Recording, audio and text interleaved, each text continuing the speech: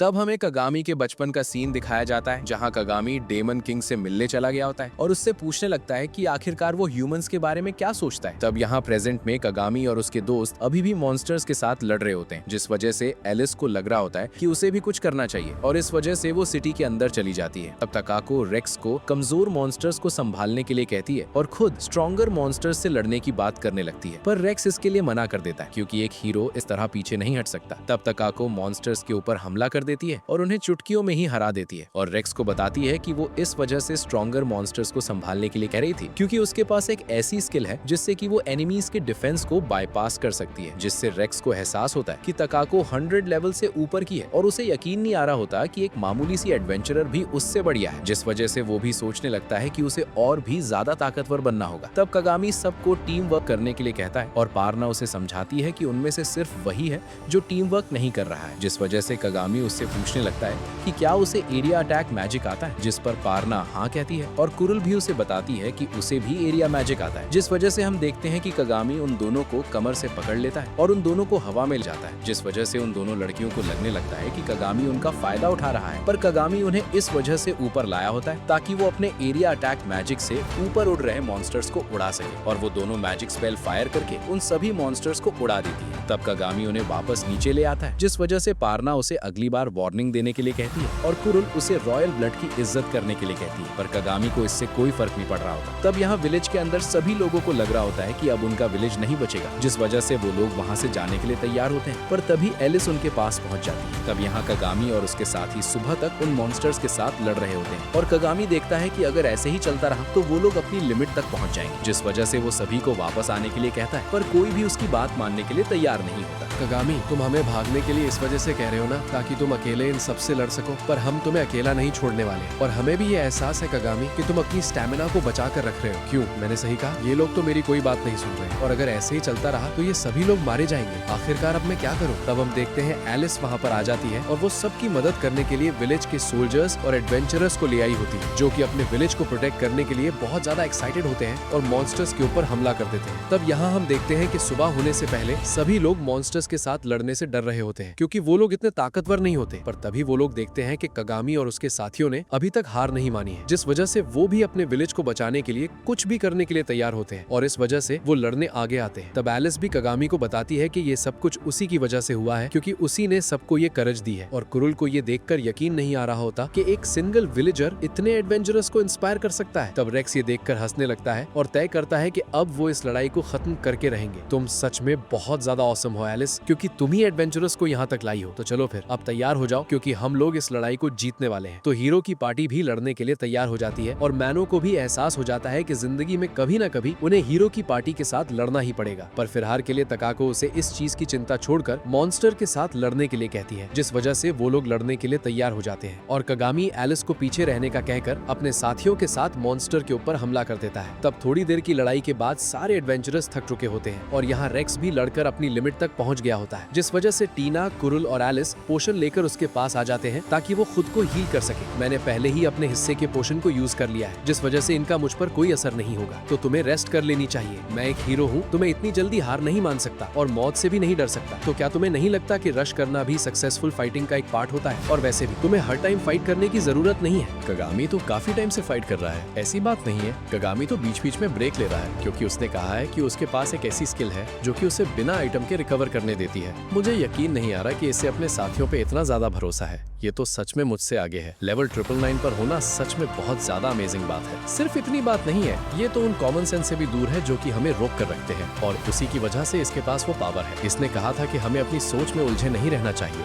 और अब मुझे समझ में आ गया है कि आखिरकार ये क्या कहना चाहता था। वो सब कुछ तो ठीक है, पर आखिरकार इतनी ताकत होने के बावजूद भी ये डीमन की साइड क्यों है? तब तकाको और मैनो भी वहाँ पर आ जाते हैं और उनकी भी लड़कर बुरी हालत हो चुकी होती है, जिस वजह से एलिस मैनो के पास पोशन ले जाती है। पारना मैनो को कमजोर देखकर उस पर हमला करने का डिसाइड करती है, पर तकाको उसे रोक देती है और उसे सबसे पहले कगामी की बात सुनने के लिए कहती है, जिसके लिए पारना मान जाती है। तभी अचानक से उन्हें एक आवाज सुनाई देती है जो कि कहने लगती है कि उन्हें स्क्रिप्ट को फॉलो करना होगा। पर हम देखते हैं वहाँ पर एक बड़ा सा रोबोट आ जाता है जिसके बारे में किसी ने कभी भी नहीं सुना होता और सभी लोग उसे देखकर वापस जाने का डिसाइड करते हैं, पर कगामी को उस रोबोट को देखकर कोई फर्क नहीं पड़ रहा होता और वो आगे बढ़कर उस रोबोट के ऊपर हमला कर देता है, पर वो रोबोट कगामी को नीचे पटक देता है। तब ये देखकर सभी लोगों को लगता है कि अब वो लोग कुछ नहीं कर सकते और वहाँ से वापस भागने लगते हैं। और यहाँ एलिस कगामी का हालचाल पूछने चली जाती है। तब कगामी एलिस को किसी सेफ जगह पर जाने के लिए कहता है, पर एलिस कगामी को आगे बढ़ने से मना करती है और उसके लिए चिंता कर रही होती है, जिसका कारण कगामी को समझ में नहीं आ रहा होता। और कुरुल उसे बताती है कि ये सब कुछ उसकी रेकलेसनेस की वजह से है। तब कुरुल कगामी को हील करने के लिए पोशन दे देती है और कगामी सबसे माफी मांगकर फिर से खड़ा हो जाता है। ये तो बहुत ज्यादा कमाल की बात है कि तुम इतनी जल्दी रिकवर कर लेते हो। और अब मुझे समझ में आ रहा है कि सेलमेरिया के एडवेंचरर्स मॉन्स्टर्स के साथ लड़ने के लिए एक्साइटेड क्यों थे। ये सब कुछ तुम्हारी पावर की वजह से था ना। तब हमें पता चलता है कि जो बंदा उनके सामने होता है वो डीमन किंग का राइट हैंड एस टेलर होता है, जो कि डीमन किंग के बाद सबसे ज्यादा पावरफुल होता है। तब एस टेलर को ये समझ में आ जाता है कि मैनो एलिस की वजह से ही ह्यूमंस का साथ दे रहा है और हम देखते हैं कगामी फिर से लड़ने के लिए तैयार हो जाता है, जिस वजह से रेक्स पूछने लगता है कि क्या वो ठीक है। पोशन ने मुझे बिल्कुल ठीक कर दिया है और क्योंकि मैंने फाइट के दौरान एक भी पोशन नहीं पिया था तो इसीलिए इसका इफेक्ट मुझ पर अच्छी तरह से हुआ है। और वैसे भी हमें सबसे पहले उस बड़ी वाली चीज का कुछ करना पड़ेगा। एस टेलर, अगर तुम मेरे रास्ते में आओगे तो मुझे तुमसे भी लड़ना पड़ेगा, पर मुझे नहीं लगता कि तुम ये चाहते हो। बिल्कुल, तुम जैसा करना चाहो वैसे कर सकते हो। तब कगामी आगे बढ़ने लगता है और रेक्स एस टेलर को कहने लगता है कि वो कगामी को मनमर्जी इस वजह से करने दे रहा है क्योंकि वो उसकी ट्रू पावर को नहीं जानता है। मुझे इसकी ट्रू पावर के बारे में पता है, पर फिर भी ये एक मामूली सा विलेजर ही है। मामूली सा विलेजर, पर ये तो लेवल 999 पर है। इस नंबर को देखकर तो मैं भी बहुत ज्यादा सरप्राइज्ड हूँ क्योंकि इस लेवल तक अकेले पहुंचना इस दुनिया में सच में बहुत ज्यादा कमाल की बात है। पर फिर भी ये एक विलेजर ही है। अगर कोई हीरो लेवल 300 तक पहुंच जाएगा तो उसके पास उस विलेजर से ज्यादा बेटर स्टैट्स होंगे जिसका लेवल 999 है। पर फिर भी कगामी के हाई लेवल की वजह से उसे स्किल्स का बेनिफिट तो जरूर मिलेगा। सेल्फ रिजेनरेशन तो सच में बहुत ज्यादा कमाल की चीज है। पर क्या तुमने कगामी की कोई और स्किल देखी है? जिसका मतलब जो इसके पास स्किल है वो एक मिरेकल से कम नहीं है। एक विलेजर के इनहेरेंट नेचर की वजह से उनका लेवल जल्दी राइज करता है, पर जो वो स्किल हासिल करते हैं वो बहुत ज्यादा बेकार होती है। और स्किल्स के अलावा भी विलेजर्स के स्टैट्स बहुत ज्यादा लो होते हैं, जिस वजह से कगामी इस क्रिएचर को कभी भी नहीं हरा पाएगा। और अब जब ये लेवल 999 तक पहुंच चुका है तो इसकी ग्रोथ भी रुक चुकी है, जिस वजह से अब इसके पास कोई ऐसी स्किल नहीं है जिससे कि ये इस क्रिएचर को हरा सकता है। क्या तुम्हें सच में ऐसा लगता है? पर मैं उस क्रिएचर को ज्यादा जोर से इस वजह से नहीं मार रहा था ताकि मैं डैमेज को मिनिमाइज कर सकूं। तो कुरुल और एलिस कगामी के लिए पोशन लेकर आ जाते हैं और एस टेलर उसे समझाने लगता है कि उसे हार मान लेनी चाहिए, नहीं तो वो मारा जाएगा। पर कगामी उससे पूछने लगता है कि अगर वो उसे जाने का मौका दे रहा है तो इसका मतलब उसका उन्हें मारने का इरादा नहीं है, जिस वजह से एस टेलर बताता है कि उसका गोल सिर्फ सेलमेरिया को हासिल करना है। तो एलिस भी एस टेलर को रोकने लगती है और उसे समझाती है कि वो और डीमन किंग ये नहीं चाहते हैं। पर एस टेलर को इसके बारे में पहले से पता होता है और हमें पता चलता है कि जो रोबोट वहाँ पर होता है उसके अंदर डीमन किंग कैद होते हैं और एस टेलर ने ही ड्रग्स देकर डीमन किंग को कमजोर किया होता है ताकि वो उनकी पावर पर कब्जा कर सके। और ये इस वजह से होता है क्योंकि वो इस वॉर को स्टार्ट करना चाहता होता है। फिर एस टेलर सबको बताता है कि जो रोबोट वहाँ पर खड़ा है वो एक एंशिएंट वेपन है जिसे ह्यूमैनिटी को डिस्ट्रॉय करने के लिए बनाया गया है और वो सिर्फ डीमन किंग के मैजिक से ही चलता है, जिस वजह से एस टेलर को डीमन किंग की पावर की जरूरत है। तब कगामी को जैसे ही एहसास होता है कि डीमन किंग सिर्फ एस टेलर की वजह से उस रोबोट के अंदर फंसे हुए हैं, वैसे ही कगामी डिसाइड करता है कि अब वो सेलमेरिया के साथ साथ डीमन किंग को भी बचाकर रहेगा। पर एस टेलर उसे हार मानने के लिए कहता है और कगामी उसकी कोई बात नहीं सुनता। तब कगामी फिर से उस रोबोट के ऊपर हमला कर देता है, पर वो रोबोट उसे नीचे पटक देता है, जिस वजह से कगामी फिर से पोशन को पी लेता है और फिर से उसी रोबोट के ऊपर हमला कर देता है। तब वो रोबोट बार बार कगामी को नीचे पटकने लगता है, पर कगामी हार मानने के लिए तैयार नहीं होता और सभी लोग देखते हैं कि अचानक से कगामी की स्पीड तेज हो गई है और हम देखते हैं कगामी उस मॉन्स्टर को धकेलने में कामयाब हो गया होता है। तो सभी लोग ये देखकर हैरान होते हैं कि कगामी उस रोबोट को पीछे की तरफ धकेल रहा है, पर तभी वो रोबोट फिर से उसे पटक देता है। तो एस टेलर कगामी से पूछने लगता है कि आखिरकार वो ये सब कुछ कैसे कर पा रहा है, जिस वजह से कगामी उसे बताता है कि ये सब कुछ उसके एफर्ट्स की वजह से है। तो सभी लोग कगामी को लड़ने से मना कर रहे होते हैं क्योंकि अब पोशन उसके ऊपर काम नहीं करने वाले होते हैं और वो इससे मर भी सकता है। पर कगामी फिर भी हार मानने के लिए तैयार नहीं होता, जिस वजह से पारना आकर उसे हील करने लगती है और उससे पूछने लगती है कि आखिर वो इस तरह फाइट क्यों कर रहा है और ऐसा कौन सा कारण है जिस वजह से वो डीमन से नफरत नहीं करता है। तो कगामी उसे अपने डैड की मौत के बारे में बताने लगता है, पर तगाको से बताती है कि उसने पहले ही इसके बारे में सबको बता दिया है, जिस वजह से कगामी उसके बाद की कहानी को स्टार्ट कर देता है। मैं हमेशा सोचता था कि आखिरकार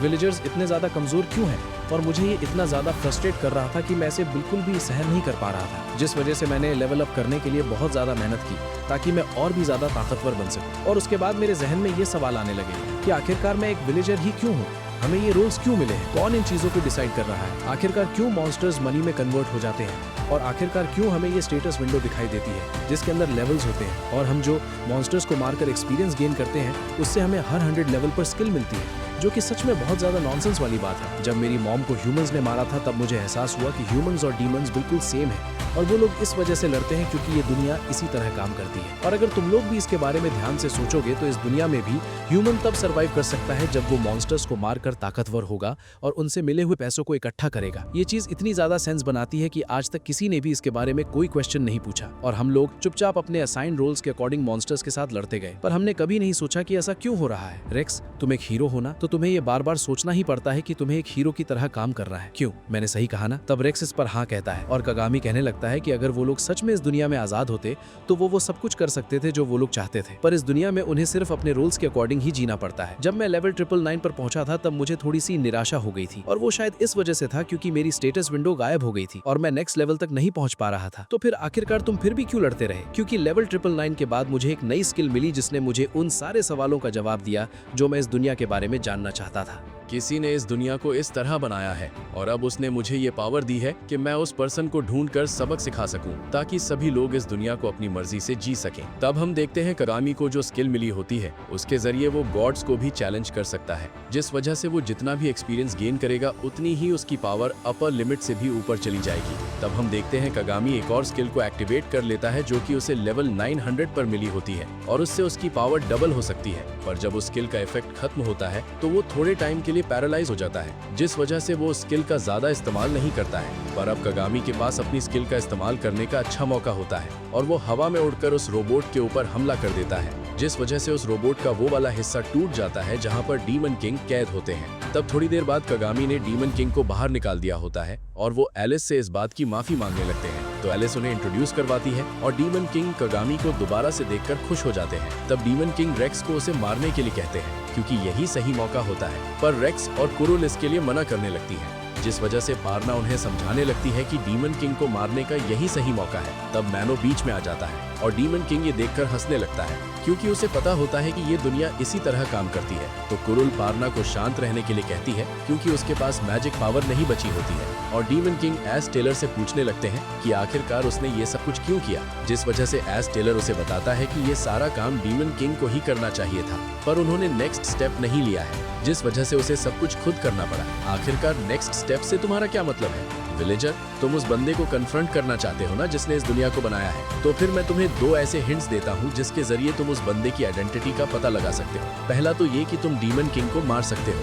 पर तुम ऐसा करोगे नहीं, तो इसलिए तुम्हें उस नेमलेस एक्सपेंसिव आइटम को खरीदना होगा जो कि टाउन की गिल्ड में बेची जाती है। तो तुम उस मिस्ट्री बॉक्स की बात कर रहे हो, तो तुम्हें उसके बारे में पता है, ठीक है, फिर मैं अब डीमन किंग को अपने कब्जे में रखूंगा। आखिरकार तुम कौन हो? क्या तुम डीमन किंग को सर्व नहीं करते हो? बिल्कुल, मैं करता हूँ, पर ये इस वजह से क्योंकि मुझे ये रोल दिया गया है। तो अब अगर तुम सच में डीमन किंग को बचाना चाहते हो तो तुम्हें उस मिस्टीरियस आइटम को हासिल करना ही पड़ेगा और इसके लिए तुम्हारे पास सिर्फ 1 ही साल है। पर अगर तुम इसमें फेल हो जाते हो तो मैं डीमन किंग की पावर को फिर से इस्तेमाल करके इस दुनिया के ऊपर हमला कर दूंगा और हम लोग तब तक लड़ेंगे जब तक हम में से कोई एक मर नहीं जाता। तब एस्टेलर डीमन किंग को लेकर वहां से चला जाता है और एलिस इससे बहुत ज्यादा उदास हो जाती है। तो सभी लोग देखते हैं कि मॉन्स्टर्स वापस जा रहे हैं और कुरुल कगामी से पूछने लगती है कि आखिरकार अब वो लोग क्या करने वाले हैं, जिस वजह से कगामी हीरो की पार्टी से पूछने लगता है कि आखिरकार उन्होंने अब क्या डिसाइड किया है। पर वो लोग कगामी की बातों को सुनना चाह रहे होते हैं, जिस वजह से कगामी कहने लगता है कि उन्हें सबसे पहले तो एक कसिनो खोल लेना चाहिए और इसी के साथ ही एपिसोड खत्म हो जाता है। आप नेक्स्ट एपिसोड का लिंक आपके स्क्रीन पर आ रहा होगा, पर क्लिक करके अगले एपिसोड को देख सकते हैं।